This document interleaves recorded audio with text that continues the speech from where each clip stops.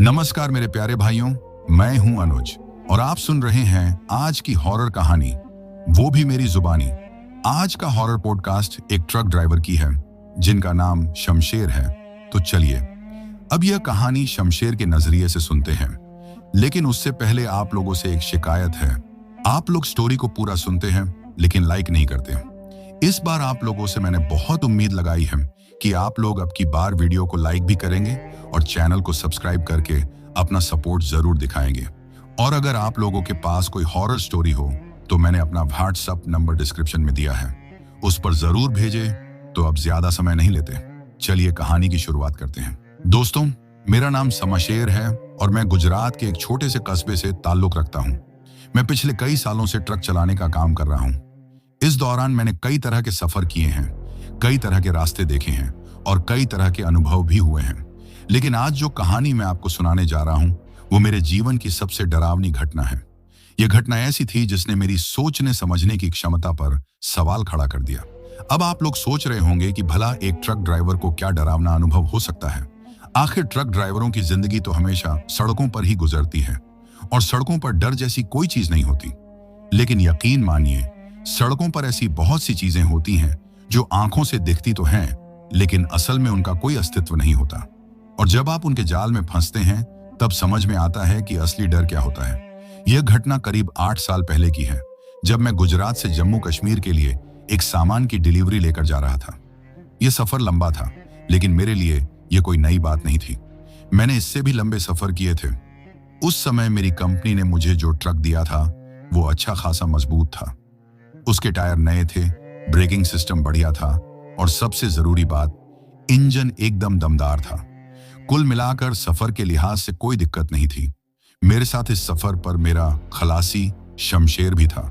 हाँ, मेरा नाम भी शमशेर और उसका नाम भी शमशेर था, लेकिन हम दोनों को इसकी कोई परवाह नहीं थी। लोग कभी कभी मजाक में कहते कि शमशेर और शमशेर की जोड़ी बहुत बढ़िया है, लेकिन हम बस हंसकर टाल देते थे। शमशेर नया था, उसे ट्रक चलाने का ज्यादा अनुभव नहीं था, लेकिन उसने 2-3 बार लंबी ट्रिप्स पर मेरे साथ सफर किया था, इसलिए मैं उस पर भरोसा कर सकता था। सफर की शुरुआत एकदम ठीक ठाक हुई। गुजरात से निकलने के बाद हमने राजस्थान पार किया और फिर दिल्ली की ओर बढ़े। सब कुछ सामान्य था, रास्ते में कहीं कोई दिक्कत नहीं आई। लेकिन असली खेल तब शुरू हुआ जब हम दिल्ली से आगे बढ़कर हिमाचल की ओर जाने लगे। रात के करीब 9 बजे थे। हम एक पेट्रोल पंप पर रुके क्योंकि हमें डीजल भरवाना था। पेट्रोल पंप एक सुनसान इलाके में था जहां दूर दूर तक कोई खास चहल पहल नहीं थी। वहां बस 1-2 ट्रक और खड़े थे और कुछ ड्राइवर साइड में बैठकर चाय पी रहे थे। मैंने भी सोचा कि जब तक डीजल भरा जा रहा है तब तक मैं भी एक चाय पी लेता हूं। शमशेर ट्रक में ही बैठा रहा, लेकिन मैं नीचे उतरकर चाय के लिए स्टॉल पर चला गया। वहां पर चाय बन रही थी और एक बूढ़ा आदमी स्टोव पर तांबे की केतली चढ़ाए बैठा था। मैंने उससे एक चाय मांगी और वहीं खड़े होकर इधर उधर देखने लगा। तभी मेरी नजर सड़क किनारे बैठी एक औरत पर पड़ी।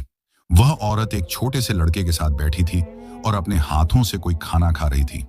अब यहां तक तो सब कुछ सामान्य था, लेकिन जो चीज मुझे अजीब लगी वो यह थी कि वो औरत बार बार मेरी तरफ देख रही थी और उसकी आंखों में एक अजीब सी चमक थी। ऐसा लग रहा था जैसे वो मुझे ही घूर रही हो। मुझे थोड़ा अजीब लगा, लेकिन मैंने ज्यादा ध्यान नहीं दिया। आखिरकार सफर के दौरान ऐसे कई लोग मिलते हैं जो घूर कर देखने की आदत रखते हैं। मैंने चाय खत्म की और ट्रक की तरफ बढ़ा, लेकिन जैसे ही मैं ट्रक में बैठा मुझे अपने कंधे पर किसी के हाथ का हल्का सा स्पर्श महसूस हुआ। मैंने तुरंत पीछे मुड़कर देखा, कोई नहीं था। मुझे एक अजीब सी झुरझुरी महसूस हुई, लेकिन मैंने सोचा कि शायद यह सिर्फ मेरा भ्रम होगा। मैंने ट्रक का इंजन चालू किया और हम आगे बढ़ गए, लेकिन मुझे इस बात का अंदाजा नहीं था कि यह सिर्फ शुरुआत थी। आगे जो होने वाला था वह मेरी जिंदगी का सबसे खौफनाक अनुभव बनने वाला था। ट्रक के केबिन में बैठते ही मैंने एक लंबी सांस ली और गियर डालकर उसे धीरे धीरे सड़क पर आगे बढ़ा दिया। शमशेर खामोश था, शायद उसे नींद आ रही थी। मैंने उससे कहा, अगर नींद आ रही है तो पीछे जाकर सो जा, अभी सफर लंबा है। वह सिर हिलाकर पीछे वाली सीट पर लेट गया। ट्रक की हेडलाइट्स घने अंधेरे को चीरती हुई आगे बढ़ रही थी। सड़क बिल्कुल सुनसान थी, दूर दूर तक कोई और गाड़ी नजर नहीं आ रही थी। मैंने रेडियो ऑन किया, लेकिन सिग्नल की दिक्कत की वजह से उसमें सिर्फ शोर आ रहा था। थोड़ी देर बाद मैंने रेडियो बंद कर दिया और सिर्फ इंजन की आवाज सुनते हुए ट्रक चलाने लगा। करीब आधे घंटे बाद जब हम एक घुमावदार पहाड़ी रास्ते पर पहुंचे तो अचानक ट्रक के हेडलाइट्स की रोशनी में वही औरत और लड़का दिखे जो पेट्रोल पंप पर थे। वे सड़क के किनारे धीरे धीरे चल रहे थे। मेरा दिल धक से रह गया। यह कैसे हो सकता है? वो लोग हमसे बहुत पीछे रह गए थे, फिर इतनी जल्दी यहां कैसे पहुंच गए? मैंने एक बार फिर से ध्यान से देखा। हाँ, वही औरत थी। उसने वही कपड़े पहने थे और वो लड़का भी उसी के साथ था। मुझे कुछ अजीब महसूस हुआ, लेकिन मैंने सोचा कि शायद उन्होंने किसी गाड़ी से लिफ्ट ले ली होगी।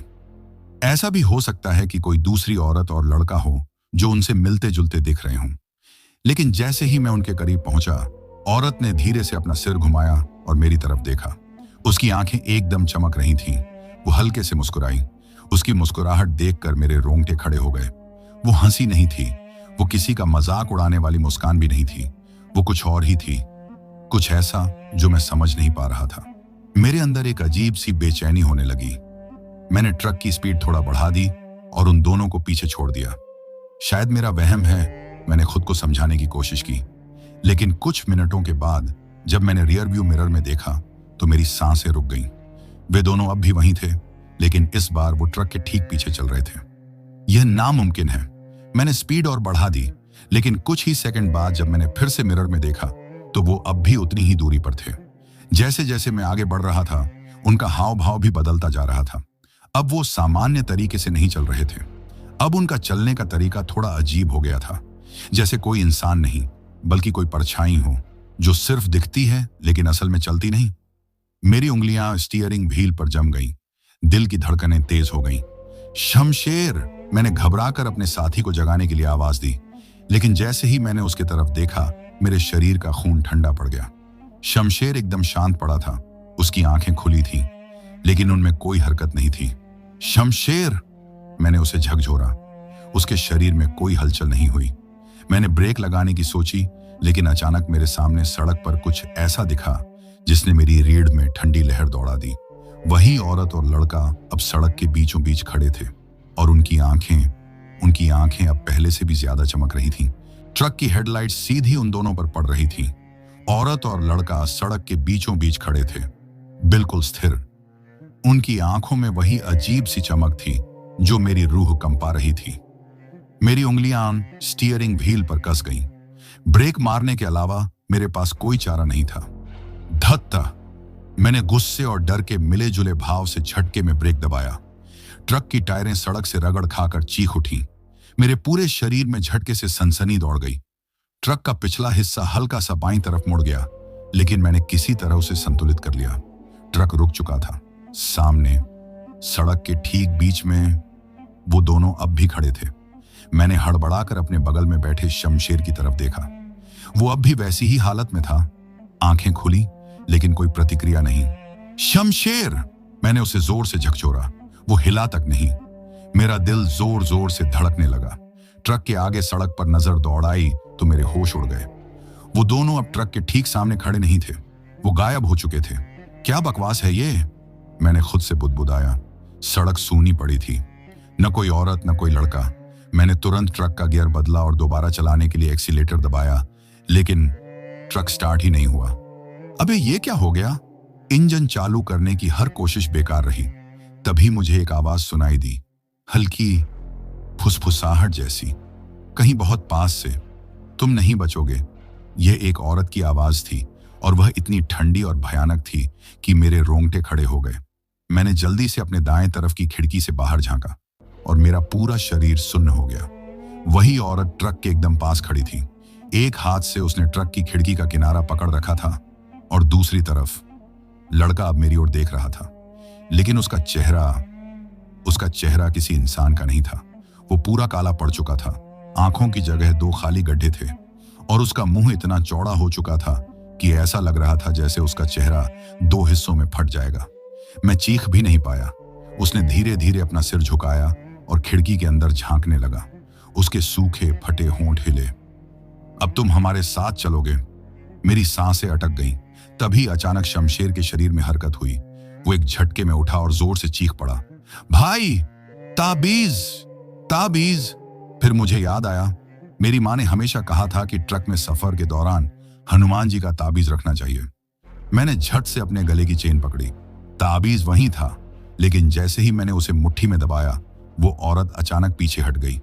लड़का भी अपनी जगह से उछलकर सड़क के किनारे खाई की तरफ भागा। मैंने मौका देखा और झट से ट्रक स्टार्ट करने की कोशिश की। इंजन इस बार तुरंत गरज उठा। शमशेर, पकड़ कर बैठ! मैंने जोर से चिल्लाया और ट्रक को पूरी ताकत से आगे बढ़ा दिया। ट्रक चीखते हुए पहाड़ी रास्ते पर दौड़ पड़ा। मैंने पीछे मुड़कर नहीं देखा, लेकिन मेरे कानों में अब भी वही डरावनी हंसी गूंज रही थी। ट्रक पूरे वेग से पहाड़ी रास्ते पर दौड़ रहा था। मेरे हाथ स्टीयरिंग व्हील पर कसकर जमे हुए थे और दिमाग में बस एक ही बात घूम रही थी। मैंने जो देखा वो सच था या मेरा भ्रम? लेकिन यह कोई भ्रम नहीं था। शमशेर अब पूरी तरह होश में था और वह भी उतना ही डरा हुआ लग रहा था जितना मैं। भाई, वो लोग कौन थे? उसकी आवाज कांप रही थी। मैंने कोई जवाब नहीं दिया। सच कहूं तो मेरे पास कोई जवाब था ही नहीं। कुछ देर बाद जब सड़क थोड़ा सीधी हुई, मैंने गियर बदलते हुए लंबी सांस ली। हम यहां ज्यादा देर नहीं रुक सकते, मैंने धीरे से कहा। हमें जल्दी से इस जंगल से बाहर निकलना होगा। शमशेर ने सिर हिलाया, लेकिन उसकी आंखों में अब भी डर झलक रहा था। ट्रक की हेडलाइट्स आगे का रास्ता रोशन कर रही थी, लेकिन चारों तरफ घना अंधेरा था। सड़क के दोनों किनारों पर ऊंचे ऊंचे पेड़ थे, जो हिलती शाखाओं के साथ किसी साए की तरह लग रहे थे। मैंने स्पीड कम नहीं की। मुझे जितनी जल्दी हो सके इस इलाके से निकलना था। लेकिन तभी ट्रक के ऊपर किसी के चलने की आवाज आई। हम दोनों की नजरें एक दूसरे से मिली। क्या मैंने सही सुना? फिर से वही आवाज। कोई हमारे ट्रक की छत पर चल रहा था। मैंने जल्दी से रियर व्यू मिरर में देखा। वहां कुछ नहीं था। शमशेर ने कांपती आवाज में कहा, भाई, क्या कोई ऊपर चढ़ गया है? मुझे भी वही लग रहा था, लेकिन यह कैसे हो सकता है? ट्रक चल रहा था और इतनी स्पीड में कोई ऊपर कैसे चढ़ सकता था? फिर अचानक जैसे किसी ने छलांग लगाई हो, और फिर खिड़की के शीशे पर एक चेहरा चिपक गया। हम दोनों की सांसें वहीं थम गई। वही औरत थी, लेकिन इस बार उसका चेहरा पूरी तरह विकृत था। उसकी आंखें गहरे गड्ढों में तब्दील हो चुकी थीं, होंठ फटे हुए थे और उसका जबड़ा इतना चौड़ा हो गया था जैसे अभी किसी को चबा जाएगी। शमशेर ने दहशत में जोर से चिल्लाया, भाई! लेकिन मैं पहले ही पूरी ताकत से एक्सीलेटर दबा चुका था। ट्रक की रफ्तार और बढ़ गई, पर वो औरत अब भी खिड़की से चिपकी हुई थी। उसकी लंबी काली उंगलियां शीशे को खुरच रही थीं। फिर उसने धीरे से अपना मुंह खोला और एक गहरी डरावनी आवाज में कहा, तुम बच नहीं सकते। मेरे शरीर में ठंडी लहर दौड़ गई, लेकिन तभी शमशेर ने अपने गले की चेन खींची और उसमें से हनुमान जी का ताबीज निकालकर खिड़की की तरफ बढ़ाया। जैसे ही ताबीज की रोशनी उस औरत पर पड़ी, उसकी चीख से पूरा ट्रक हिल गया। वो तुरंत खिड़की से हट गई और हवा में ही गायब हो गई। ट्रक के अंदर गहरी खामोशी छा गई। मेरी सांसें तेज हो चुकी थीं। मैंने शमशेर की तरफ देखा। वो पूरी तरह कांप रहा था। अब क्या करें भाई? उसने घबराई हुई आवाज में पूछा। मैंने अपना गला साफ किया और कहा, हमें रुकना नहीं है। जितना जल्दी हो सके इस रास्ते से बाहर निकलना है। शमशेर ने सिर हिलाया, लेकिन एक बात अब भी मेरे दिमाग में घूम रही थी। वो औरत कौन थी और हमसे क्या चाहती थी? ट्रक अब भी पूरी रफ्तार से पहाड़ी रास्ते पर दौड़ रहा था। इंजन की घरघराहट और टायरों की सड़क पर रगड़ ही एकमात्र आवाज थी जो इस सुनसान रात में गूंज रही थी। लेकिन हमारे दिमाग में अब भी वही भयानक दृश्य घूम रहा था। वो औरत, उसका डरावना चेहरा, उसकी चीख और वो खौफनाक शब्द, तुम बच नहीं सकते। शमशेर पूरी तरह सहम चुका था। वह अब मुझसे सटा बैठा था। उसकी उंगलियां अभी भी ताबीज को मजबूती से पकड़े हुए थीं। भाई, ये सब क्या हो रहा है? उसकी आवाज डर से कांप रही थी। मैंने खुद को शांत रखने की कोशिश की, लेकिन सच कहूं तो मेरे भी हाथ पैर सुन्न हो चुके थे। मुझे नहीं पता, मैंने धीमी आवाज में कहा, लेकिन इतना तय है कि हमें यहां से निकलना होगा, जितना जल्दी हो सके। शमशेर ने सहमति में सिर हिलाया। रास्ता अब थोड़ा समतल हो चुका था। मैंने स्पीड थोड़ी कम की ताकि हम हालात को समझ सकें, लेकिन जैसे ही मैंने ब्रेक थोड़ा दबाया, ट्रक के केबिन में अजीब सी ठंडक फैलने लगी। इतनी ठंड कि हमारी सांसें धुंध में बदल गईं। मैंने और शमशेर ने एक दूसरे की तरफ देखा। ये मौसम की ठंड नहीं थी, ये कुछ और था। फिर से वही फुसफुसाहट, हमें जाना होगा, रुक जाओ। ये आवाजें इतनी धीमी थीं कि लगा जैसे कोई कानों में फुसफुसा रहा हो। शमशेर ने घबराकर इधर उधर देखा। भाई, ये आवाजें कहां से आ रही हैं? मैंने तुरंत रियर व्यू मिरर में झांका और जो देखा उससे मेरे पैरों तले जमीन खिसक गई। पीछे ट्रक के लोडिंग एरिया में वही औरत खड़ी थी। उसका चेहरा अब पहले से भी ज्यादा भयानक लग रहा था। उसकी आंखें खून से लाल थीं, होंठ काले हो चुके थे और उसके गालों की त्वचा पिघल रही थी, जैसे किसी ने उसे आग में झोंक दिया हो। शमशेर, पीछे मत देखना, मैंने घबरा कर कहा, लेकिन मेरी आवाज में खुद डर झलक रहा था। पर इंसान जिस चीज से मना करता है, दिमाग वही करने के लिए उकसाता है। शमशेर ने जैसे ही पीछे देखा, उसकी आंखें चौड़ी हो गईं और उसके मुंह से घुटी हुई चीख निकली, भाई! और तभी ट्रक के ऊपर कुछ गिरने की जोरदार आवाज आई। मेरे हाथ से स्टीयरिंग लगभग छूट गया। ट्रक बुरी तरह झटका खाकर बाएं तरफ मुड़ा और मैं पूरी ताकत से स्टीयरिंग को संभालने की कोशिश करने लगा। लेकिन फिर गेट के बाहर कुछ लटका हुआ था। मैंने देखा, वही लड़का। वो ट्रक के दरवाजे से लटका हुआ था। उसका चेहरा पूरी तरह बिगड़ चुका था। उसकी आंखों की जगह गहरे काले गड्ढे थे और उसका जबड़ा इतना बड़ा खुला था कि उसका पूरा चेहरा ही एक मुंह की तरह लग रहा था। उसने अपना सड़ा गला हाथ ट्रक के अंदर डालने की कोशिश की। शमशेर ने डर के मारे जोर से चिल्लाकर पीछे हटने की कोशिश की, लेकिन ट्रक में जगह कम थी। भाई, कुछ कर! मेरा दिमाग अब भी सुन्न हो चुका था। लेकिन तभी हनुमान जी का ताबीज। मैंने झट से गले से ताबीज निकाला और उस लड़के के हाथ पर रख दिया। उस लड़के ने एक भयानक चीख मारी और जलते हुए कोयले की तरह लाल पड़ गया। फिर वह अचानक ही हवा में गायब हो गया। ट्रक के ऊपर का भार भी हट गया और फिर सब कुछ शांत हो गया। सिर्फ इंजन की हल्की गड़गड़ाहट सुनाई दे रही थी। हम दोनों हाँफ रहे थे। हमारी सांसें उखड़ चुकी थीं। शमशेर ने कांपते हुए मुझसे कहा, भाई, वो चीजें हमें मारना चाहती हैं। हम अब क्या करें?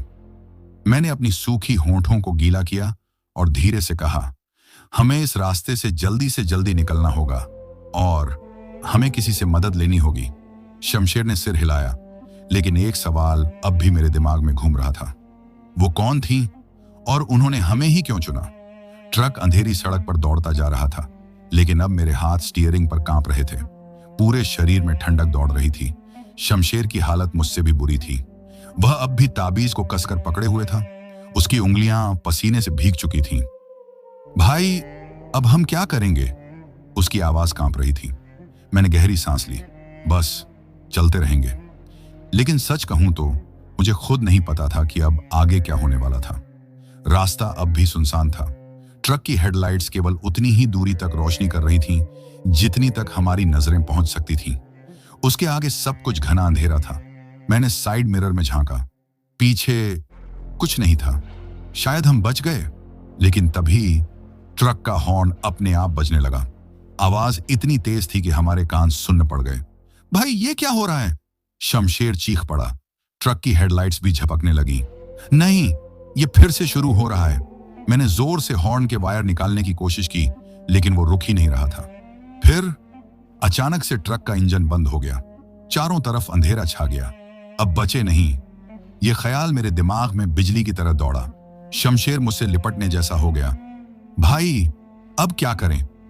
मैंने कांपते हाथों से ट्रक को दोबारा स्टार्ट करने की कोशिश की। इंजन ने 2 बार आवाज की, लेकिन स्टार्ट नहीं हुआ। मैंने एक बार और कोशिश की। ट्रक के ऊपर जैसे कोई भारी चीज गिरी हो। हम दोनों ने एक साथ ऊपर देखा, लेकिन केबिन की छत से बाहर कुछ भी नहीं दिख रहा था। फिर जैसे कोई धीरे धीरे छत पर चल रहा हो। हम दोनों के शरीर बर्फ की तरह ठंडे हो गए। भाई, ऊपर कोई है? शमशेर ने मुंह पर हाथ रखकर धीरे से कहा। मेरे होठों से कोई शब्द नहीं निकला। फिर अचानक ट्रक के आगे का शीशा अंदर की तरफ धंस गया, जैसे किसी ने जोर से उस पर हथौड़ा मारा हो। और फिर वही औरत ठीक सामने खड़ी थी, लेकिन इस बार वो हवा में तैर रही थी। उसके बाल हवा में लहरा रहे थे और उसकी आंखें अंधेरे में लाल जल रही थीं। उसका मुंह अब भी मुस्कुरा रहा था, लेकिन इस बार उसमें कोई मानवीय चीज नहीं थी। वो पूरी तरह राक्षसी बन चुकी थी। तुम बचकर नहीं जा सकते। उसकी आवाज इतनी गहरी और ठंडी थी कि हमारे रोंगटे खड़े हो गए। शमशेर ने घबराकर ताबीज को आगे बढ़ाया, लेकिन इस बार वो ताबीज बेअसर हो गया। औरत ने सिर्फ हल्की सी हंसी हंसी और अपनी जगह से हिली तक नहीं। अब हमारी आखिरी उम्मीद भी खत्म हो चुकी थी। शमशेर की आंखों में डर साफ था। भाई, ये ताबीज काम क्यों नहीं कर रहा? मुझे समझ नहीं आया। लेकिन हमें कुछ करना था। तभी अचानक मुझे याद आया, हनुमान चालीसा। मेरी माँ हमेशा कहती थी, अगर ताबीज कभी काम ना करे तो हनुमान चालीसा जोर से पढ़ो। मैंने हिम्मत जुटाकर ऊंची आवाज में बोलना शुरू किया, श्री गुरु चरण सरोज रज, निज मन मुकुर सुधार। और तभी वो औरत तिलमिला उठी। उसका चेहरा अचानक दर्द में बदल गया। उसने अपना सिर पीछे झटका और अजीब सी भयानक चीख निकाली। मैंने और जोर से पढ़ना शुरू किया, सब सुख लहे तुम्हारी सरना। अब उसके शरीर में जलने जैसे निशान बनने लगे। उसने दोनों हाथों से अपना चेहरा पकड़ लिया और जोर से चिल्लाई। फिर वो हवा में ही धुएं में बदल गई और अंधेरे में गायब हो गई। सब कुछ शांत हो गया। ट्रक के अंदर अब भी ठंडक थी, लेकिन अब कोई आवाज नहीं आ रही थी। शमशेर की आंखों में आंसू थे। भाई, हम बच गए। मैंने एक लंबी सांस ली। शायद हाँ, लेकिन मेरा दिल अब भी धड़क रहा था, क्योंकि मुझे यकीन था यह अभी खत्म नहीं हुआ है। ट्रक अब भी बंद पड़ा था। चारों तरफ सन्नाटा था, लेकिन मेरे दिल की धड़कनें अब भी तेज थीं। शमशेर अब भी कांप रहा था। उसका चेहरा सफेद पड़ चुका था। भाई, अब क्या करें? उसकी आवाज हल्की लेकिन डरी हुई थी। मैंने गहरी सांस ली और चारों तरफ देखा। हर तरफ अंधेरा ही अंधेरा था। पेड़ों के साए सड़क पर अजीब आकृतियां बना रहे थे। ऐसा लग रहा था जैसे कोई हमें छिपकर देख रहा हो। यह खत्म हो चुका है। मैंने हिम्मत जुटाकर ट्रक को फिर से स्टार्ट करने की कोशिश की। इंजन 2 बार हिला, लेकिन चालू नहीं हुआ।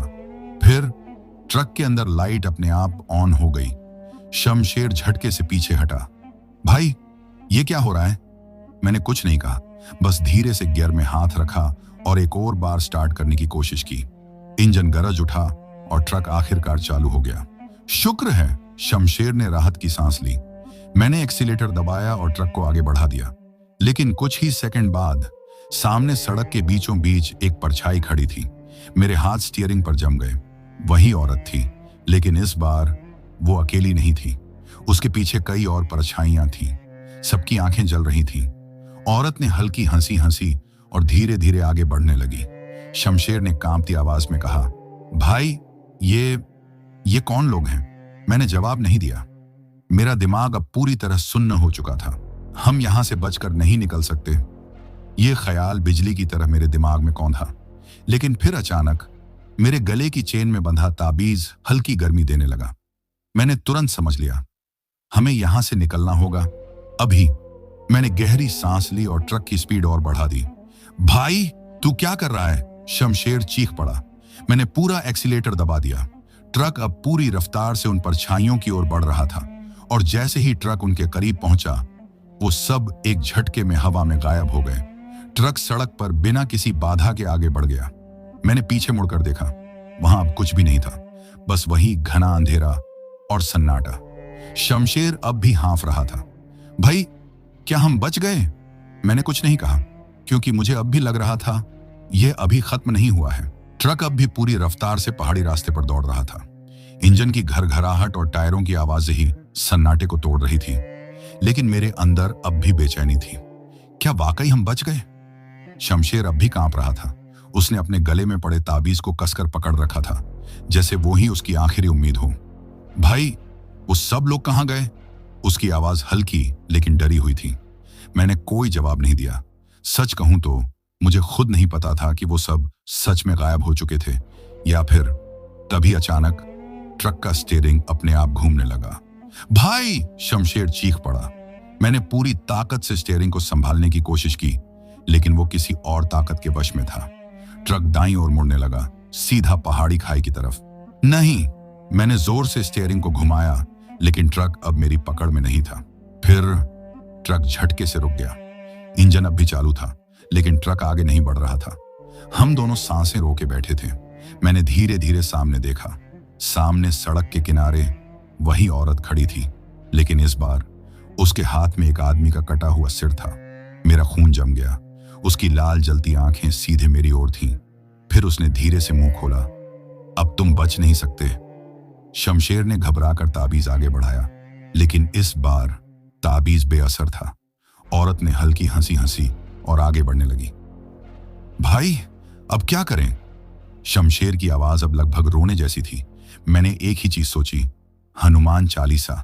मैंने तुरंत ऊंची आवाज में बोलना शुरू किया, श्री गुरुचरण सरोज रज निज मन मुकुर सुधार। और तभी वो औरत ठिठक गई। उसका चेहरा गुस्से में बदल गया। उसकी आंखों से काले आंसू बहने लगे, लेकिन उसने पीछा नहीं छोड़ा। तुम जा नहीं सकते। उसकी आवाज अब और भी गहरी हो चुकी थी। मैंने पूरी ताकत से स्टीयरिंग घुमाया और एक्सीलेटर दबा दिया। ट्रक झटके से आगे बढ़ा। औरत अब भी हमारे पीछे थी, लेकिन जैसे ही मैंने हनुमान चालीसा पूरी की, वो एक भयानक चीख के साथ हवा में गायब हो गई। ट्रक अब पूरी स्पीड में आगे बढ़ रहा था। मैंने एक लंबी सांस ली। शमशेर अब भी हाँफ रहा था। भाई, क्या हम बच गए? मैंने सड़क की ओर देखा। रास्ता अब भी लंबा था। मैंने धीरे से कहा, अभी नहीं। ट्रक अब भी अपनी पूरी रफ्तार से पहाड़ी रास्ते पर दौड़ रहा था। मैंने गियर बदला और एक्सीलेटर दबाया, लेकिन मेरे दिमाग में एक ही सवाल घूम रहा था, क्या सच में वो चली गई? शमशेर अब भी कांप रहा था। उसने ताबीज को अपनी मुट्ठी में दबा रखा था, लेकिन उसकी आंखों में वही डर अब भी मौजूद था। रात का घना अंधेरा अब और भी गहरा हो चुका था। पहाड़ों के बीच से निकलती सड़क वीरान थी और सन्नाटा इतना गहरा था कि हमारी तेज चलती सांसों की आवाज तक सुनाई दे रही थी। शमशेर ने कांपती आवाज में कहा, भाई, हम जा कहां रहे हैं? मैंने गहरी सांस ली। किसी ऐसी जगह जहां लोग हों, जहां हमें मदद मिल सके। लेकिन सच कहूं तो मुझे खुद नहीं पता था कि हम कहां जा रहे थे। बस एक ही बात दिमाग में थी, रुकना नहीं है। तभी अचानक ट्रक के पीछे कुछ टकराने की जोरदार आवाज आई। शमशेर चीख पड़ा, भाई, पीछे क्या था? मैंने तुरंत रियर व्यू मिरर में देखा और मेरा खून जम गया। पीछे वही औरत ट्रक से चिपकी हुई थी, लेकिन इस बार उसके साथ वो छोटे छोटे बच्चे भी थे, जिनकी आंखें अंधेरे में चमक रही थीं। उनके हाथों से खून टपक रहा था। भाई, ये कौन है? शमशेर अब लगभग रोने लगा था। मैंने तुरंत एक्सीलेटर को और जोर से दबाया। बचकर नहीं जा सकते, हमेशा तुम्हारे साथ रहेंगे। पीछे से उनकी आवाजें आ रही थीं। मैंने अपना ध्यान सड़क पर रखा और बस ट्रक को भगाता रहा। रास्ते में दूर कहीं हल्की रोशनी दिखी, कोई गांव। मैंने पूरी ताकत से ट्रक की स्पीड बढ़ाई और उसी दिशा में दौड़ा दिया। पीछे से अब भी वही भयानक आवाजें आ रही थीं, लेकिन जैसे ही हम गांव के करीब पहुंचे, सब कुछ शांत हो गया। पीछे झांका, कुछ भी नहीं था, ना वो औरत, ना बच्चे, बस वीरान सड़क। मैंने एक लंबी सांस ली और ट्रक को गांव की ओर मोड़ दिया। शमशेर अब भी कांप रहा था। भाई, क्या हम बच गए? मैंने गहरी सांस ली। पता नहीं, लेकिन अभी हमें रुकना नहीं चाहिए, क्योंकि मुझे अब भी लग रहा था यह अभी खत्म नहीं हुआ है। गांव के पहले कुछ घरों की टिमटिमाती रोशनी देखकर मेरे मन में थोड़ी राहत आई, लेकिन अंदर कहीं अब भी एक अजीब सा डर था। रास्ता लंबा था, लेकिन यह सफर जितना तय कर चुके थे, वो किसी बुरे सपने से कम नहीं था। क्या सच में सब खत्म हो गया? शमशेर ने कांपती आवाज में पूछा। भाई, अब हम यहां रुकेंगे? मैंने ट्रक की स्पीड धीमी की और गांव की तरफ मोड़ते हुए कहा, हाँ, लेकिन पहले हमें समझना होगा कि यह सब आखिर था क्या। गांव में घुसते ही दाईं तरफ एक पुराना हनुमान मंदिर दिखा। मंदिर के सामने एक बूढ़ा आदमी बैठा था, जो जमीन पर कुछ लिख रहा था। उसके गले में रुद्राक्ष की माला थी और माथे पर चंदन का टीका लगा था। मैंने ट्रक रोका और नीचे उतरा। बाबा, हम बहुत बड़ी मुसीबत में फंस गए हैं, मैंने हाँफते हुए कहा। बूढ़े ने सिर उठाया और हमें ध्यान से देखा। उसकी आंखों में एक अजीब सी शांति थी, जैसे वो पहले से ही सब जानता हो। क्या हुआ बेटा? उसने शांत आवाज में पूछा। शमशेर भी ट्रक से नीचे आ गया था। उसकी आवाज अब भी कांप रही थी। बाबा, हमने रास्ते में एक औरत को देखा था। बूढ़ा आदमी कुछ पल चुप रहा, फिर उसने गहरी सांस ली और धीरे से कहा, तो तुम उससे मिल चुके हो? मेरा शरीर ठंडा पड़ने लगा। आपको इसके बारे में पता है? बूढ़े ने सिर हिलाया। यह कोई आम आत्मा नहीं है, यह उस औरत की आत्मा है जिसने अपने बच्चे के साथ उसी सड़क पर जान दे दी थी। मैंने चौंक कर पूछा, क्या? बूढ़े ने मंदिर की ओर देखा, जैसे कुछ याद कर रहा हो। फिर उसने कहना शुरू किया, बहुत साल पहले की बात है।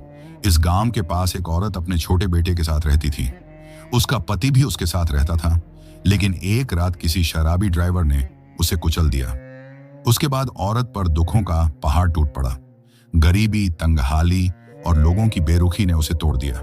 मैं ध्यान से सुन रहा था। फिर एक रात उसने अपने बेटे को जड़ दे दिया और खुद को भी उसी सड़क पर खत्म कर लिया। शमशेर की आंखें डर से चौड़ी हो गईं। तब से बूढ़े ने हमें घूरते हुए कहा, जो भी ट्रक वाला उस सड़क से गुजरता है वो उसे अपने जाल में फंसाने की कोशिश करती है। वो चाहती है कि हर ड्राइवर उसी तकलीफ से गुजरे जिससे वो गुजरी थी। मेरी रीढ़ में ठंडक दौड़ गई, इसीलिए वो हमें मारना चाहती थी। शमशेर ने हड़बड़ाते हुए कहा, बाबा वो अब भी हमारे पीछे है। बूढ़े ने गहरी सांस ली और मेरी ओर देखा। क्या तुमने उसे भगाने के लिए हनुमान चालीसा पढ़ी थी? मैंने धीरे से सिर हिलाया। बूढ़े ने हल्की मुस्कान दी। इसीलिए तुम बच गए, लेकिन याद रखना तुमने उसे पूरी तरह खत्म नहीं किया। वो अब भी वहां है और फिर किसी और का इंतजार कर रही होगी। मुझे ठंडा पसीना आ गया।